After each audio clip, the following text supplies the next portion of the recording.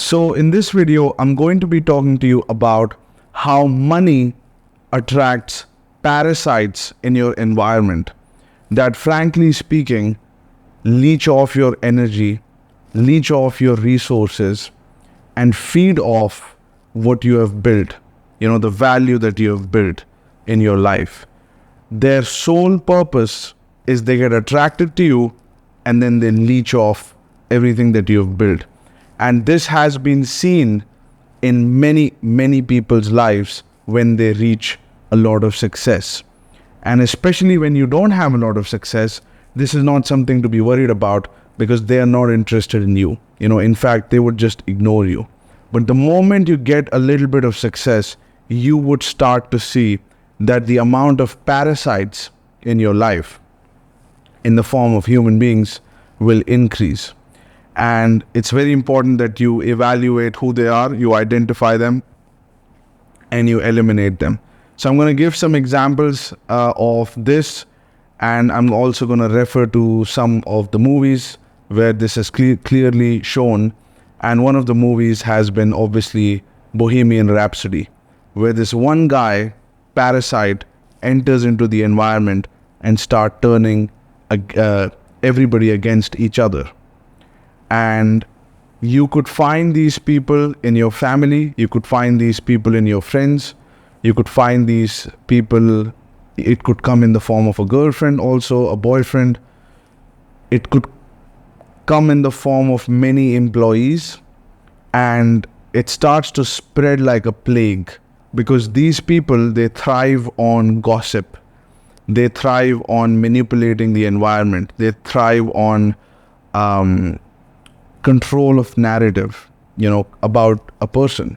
And they form agreements amongst each other against you. And they these people tend to have an ability to manipulate and conspire and play with people's perceptions and minds to manipulate them against you and then make you weak. And then once you're weak, they get you to be dependent on them.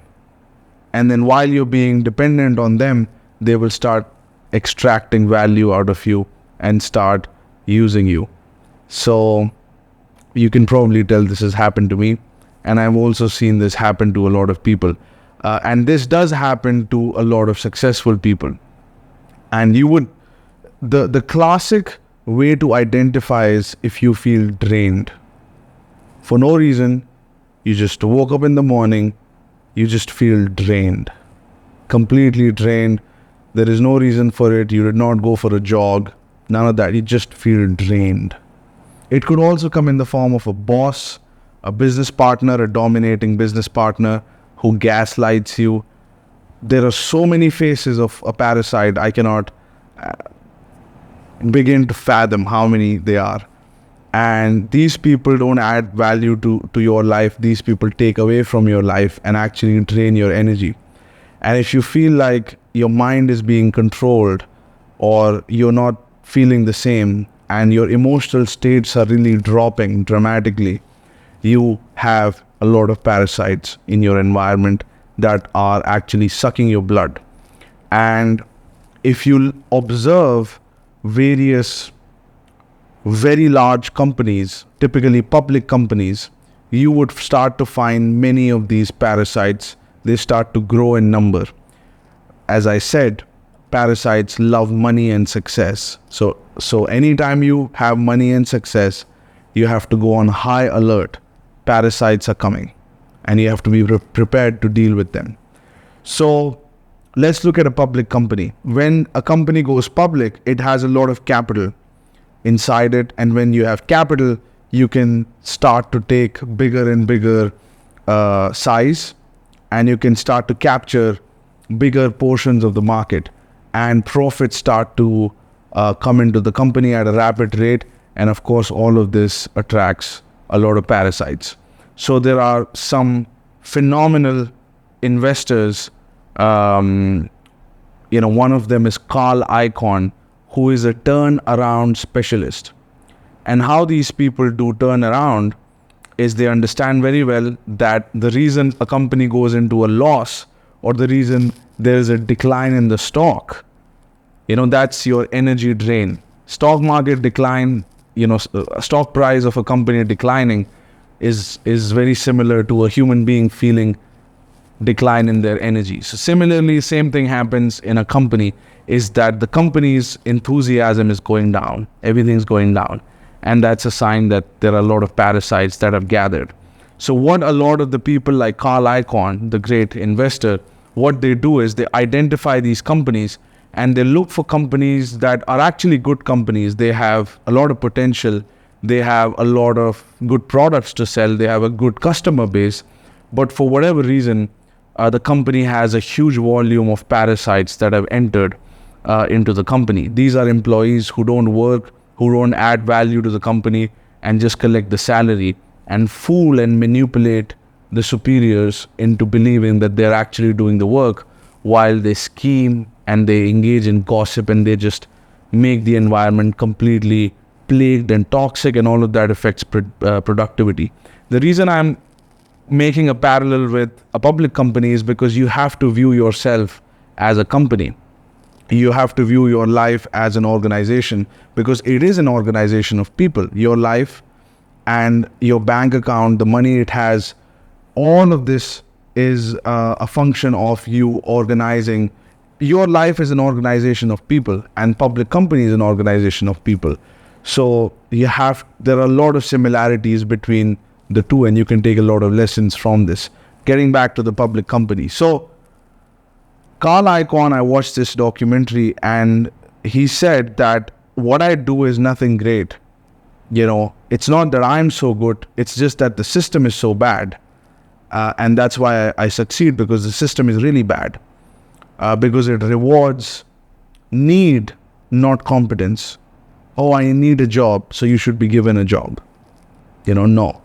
You're competent, you add value, you share your gifts, and the company benefits from it, and then you get paid. That should be the system, but typically that's not the case. People are emotionally manipulated. A lot of the people maintain their positions in the company through flattery, not productivity, flattery. And there are all kinds of trends that happen within a company that frankly destroys the company. So what these guys like Carl Icahn do is they find a company with good products and services, good business model, but something went wrong. So they go in and they come up with a system to identify these people, rank them, and then fire a bunch of them. When you fire a bunch of these non-performing employees, what you have is a reduction in expenses, and all of that goes into the profit. And then the profit gets re-injected and reinvested into productive activities. And then the companies become bigger and bigger, and then further people are removed who are non-performing, and only the ones who are performing are kept in the company, and they are very well compensated. So then what happens is these productive individuals are getting paid a lot of money, and they work a lot. They were already working a lot, but now they're compensated really well because there's more profit available, and the company can afford to pay the productive employees because the bad employees are removed. And then there is a healthy ecosystem. There is motivation. Suddenly there is a lift off in the energy, lift off in the morale, and everything becomes great. And then the stock price goes up. It reflects in the stock market, and then these people sell their shares. So they come in at a low point, they clean up the company, and when it's thriving, they sell. And this is again a classic mergers and acquisitions play when done in a public company. And similar things happen even in a private company. Actually, I have an individual in my board, one of my business partners. He was the CEO of a major healthcare group, and he was appointed as a CEO to lead the turnaround because the company was making revenue, but it did not have profits. And he was hired to lead the turnaround. And I asked him in one of the conversations, how did you turn this around? I mean, how does a turnaround of something that's declining happen? How does the turnaround happen? And he said, look, I went inside, and I saw it's a beautiful facility. And, he said that an entire room which could have been filled with beds, was actually filled with office spaces. And this is a hospital. So if you put beds, customers can come and they will, pay you for the service they use. But they have converted an entire floor into an office space. And inside that office space, all the employees have gotten their relatives. And now, maybe a few people came in and then they brought their relatives and then they brought their relatives. And before you know, there is a whole party going on. And when you have that many relatives, they could unionize amongst themselves and they could turn against the company and they could actually destroy the company. So he said, I had that situation, and then it wasn't easy to get rid of these people. So what he started to do was he started to persuade them, and he started to actually come up with a process to persuade them and to get them other jobs and leave the company. And finally, he started to turn it around. He removed that office. He started to put beds. He started to engage in a little bit marketing effort. He cleaned up everything, cleaned up the whole space. The business became profitable, and then it was ultimately sold to a very large healthcare group for hundreds of millions of dollars. So he led the turnaround of this hospital, which was mismanaged. When you don't pay attention to something, and typically this happens when you don't pay attention to something, things become toxic because parasites come. This is a trend in nature. Okay, if you have fruits outside and you just leave it unattended, you would see parasites and ants and all kinds of things coming, and all kinds of animals coming and feasting on it. The same thing happens with a company. If you don't pay attention to it, this is what's going to happen. A lot of the people will start to plague your company, plague your work. And this happens also in your life. If your energy levels are going down, if you don't feel motivated, if you feel drained, if you feel tired, there is a high quantity of parasites, an unmanageable quantity of parasites that have entered your ecosystem, and they're actually destroying it.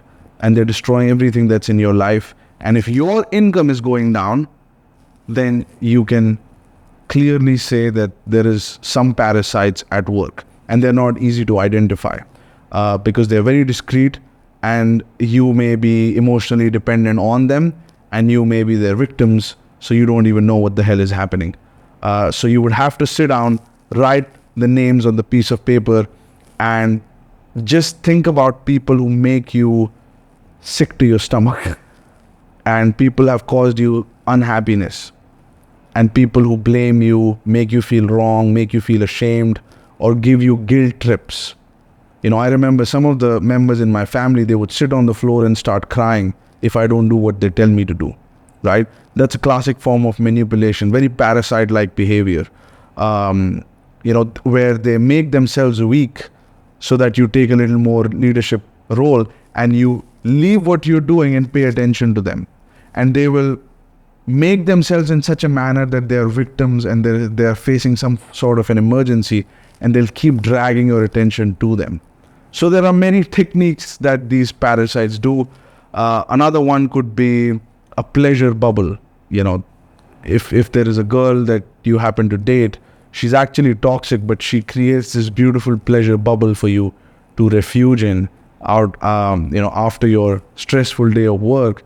But because she has created such a pleasure bubble, it's a disguise for her toxic personality. And she may be toxic, but you're ignoring it because she has created such a beautiful pleasure bubble for you, and you don't even suspect.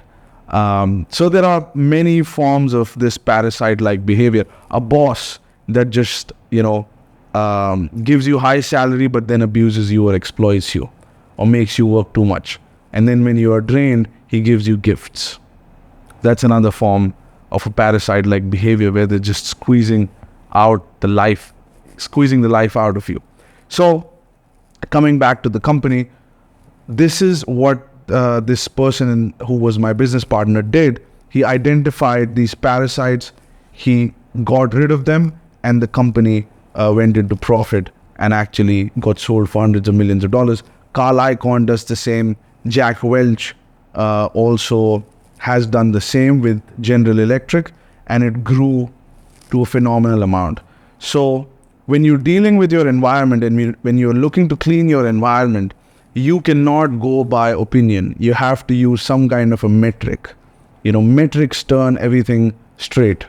Mathematics turn everything straight. When you start calculating things, you will straighten your life out. So you have to make a list of people, all of them. Don't spare anybody.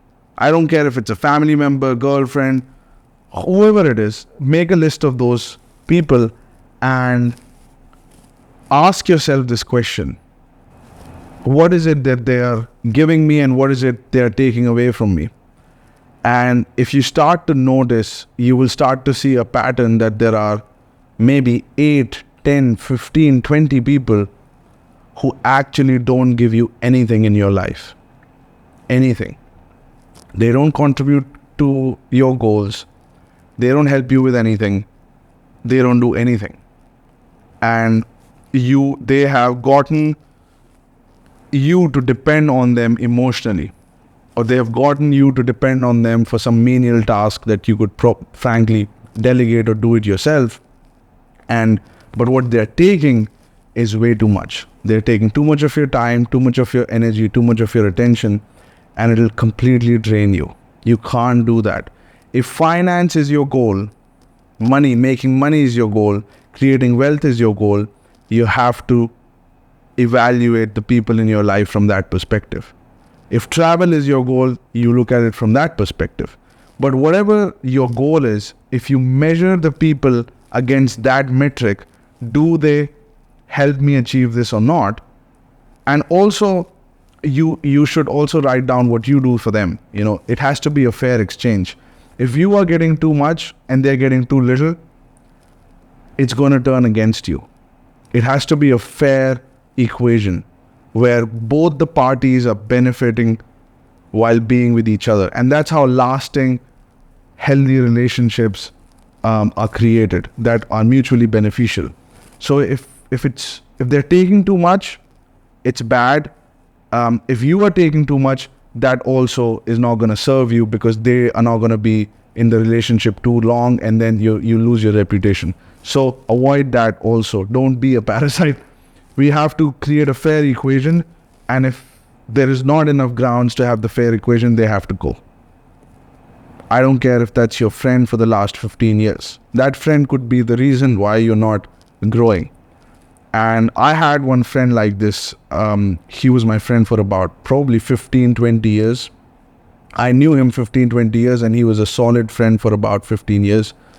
And no matter what idea I would propose, if there is a beautiful woman and I would say, let's go say hi, he would be like, no, don't go. It's not going to work out. And he would start putting these things in my mind and almost like create this resistance for me where there should be no resistance. I should be able to walk up and say hi to someone if I'm interested. But because this guy was next to me, he was literally pulling me back, like dragging me back. And that's a parasite-like behavior. So you have to be ruthless. And this is what my mentor Dan Pena talks about, being ruthless. Steve Jobs was known as someone who was ruthless. And what he really was ruthless towards were parasites. And, people who did not belong in the company, did not offer enough value, or basically identifying parasites and getting rid of them. And you can't spare them. Really, you cannot. This is like stealing. This is stealing your life energy. This is stealing your time, your attention, and you're being robbed. And that's the reason you feel drained, if you do. So if you get rid of them, I promise you, you will feel so much peace in your life. There'll be such a clarity, such a clearing in your life. You would actually feel you can do anything. You can achieve any goal that you have, any health goal, financial goal. Sky is the limit, because you have a complete clearing. And you see this in Bohemian Rhapsody. You see this in the movie Elvis, where there is one parasite that sucks the person dry and completely destroys the environment. And they can put you to a place where you feel so low that you start using drugs and start drowning in alcohol, and that could lead you to go into a downward spiral. And when you cannot even maintain your body, when you cannot even maintain your mind, forget about achieving big goals. If this is not cleared from your foundation, you would not have the time and the space and the energy to execute and be creative, because too many people have latched themselves on you and are sucking your blood. Okay? So be ruthless, look at it, don't spare anybody. I don't care who they are in your environment. Again, let me emphasize, they could be family members, friends. Just open your eyes and look at the reality, and you will be shocked as to how many people whose name you would find out. Create a hit list, get rid of them. Okay? And stay healthy, stay happy, make a lot of money. I'll talk to you soon.